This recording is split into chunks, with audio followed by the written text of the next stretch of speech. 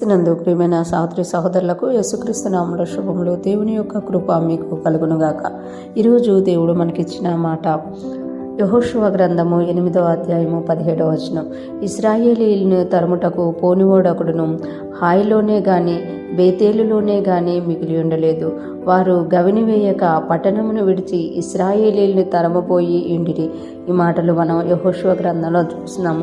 ఎప్పుడైతే యెహోషువ ఆధ్వర్యంలో యెరికోను జయించారో, యెరికో పక్కనే ఉన్న హాయిని జయించడానికి వెళ్ళినప్పుడు వారు పరాజయం పొందినట్లుగా మనం అందరం కూడా చూస్తామన్నమాట. అక్కడ ఎందుకు పరాజయం పొందారు అనేది కూడా దేవుడు విశదీపరిచినట్టు, ఆకాను చనిపోయిన తర్వాత మరలా ఇశ్రాయేలుని యెహోషువ ద్వారా యుద్ధానికి వ్యూహపరిచి హాయి మీదకి వెళ్ళినట్లుగా మనం చూడగలమంట. ఒకసారి హాయి ప్రజలు, హాయి తాలూకా యోధులు ఇశ్రాయేల్ని తరమి చంపడం వల్ల హాయిలో ఉన్న వాళ్ళకి ఏం కలిగింది అని అంటే, ఇశ్రాయేలీలను మనం జయిస్తాము అనుకున్నారు.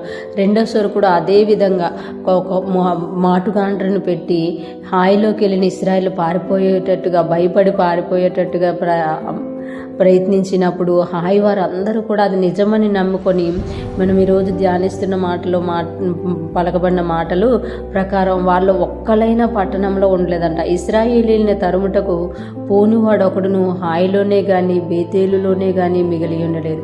వారు గవిని వేయక పట్టణంను విడిచి ఇశ్రాయేలీలను తరుముబోయి ఉండిరి. అంటే శత్రువు మొదట జయం పొందడం చూసి గర్వంతో ఈసారి కూడా మేమే జయం పొందుతామని హాయిలోను బేతుల్లోనూ కూడా అంట ఒక్కడు కూడా ఉండలేదంట పట్టణంలో.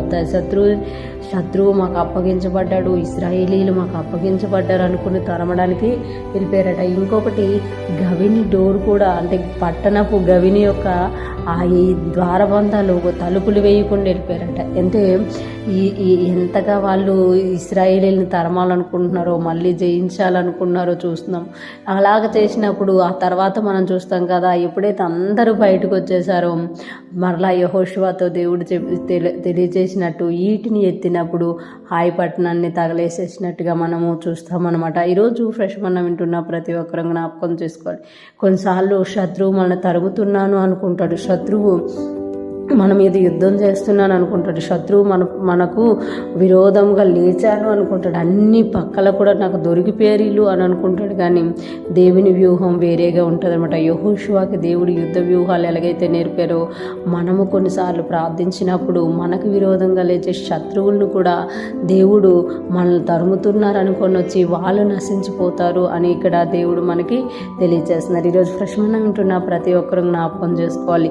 ఈ 2024 11వ నెల చివరి తేదీన దేవుడు మనకిస్తున్న మాట ఏంటి అంటే, ఏ శత్రువులైతే నిన్ను తరుగుతున్నారో వాళ్ళు మిమ్మల్ని తరుగుతున్నాము అనుకునే వచ్చి వాళ్ళు నశించిపోతారు, వాళ్ళు నాశనం అయిపోతారు, మీరు జయం పొందబోతున్నారు అని దేవుడు మనకి తెలియజేస్తున్నారు. యెహోషువ ఆధ్వర్యంలో ఇశ్రాయేలు ఎలాగైతే హాయిని జయించారో, అది పట్టుకున్నారో, అలాగే మనము కూడా మన శత్రువులను జయించబోతున్నాము.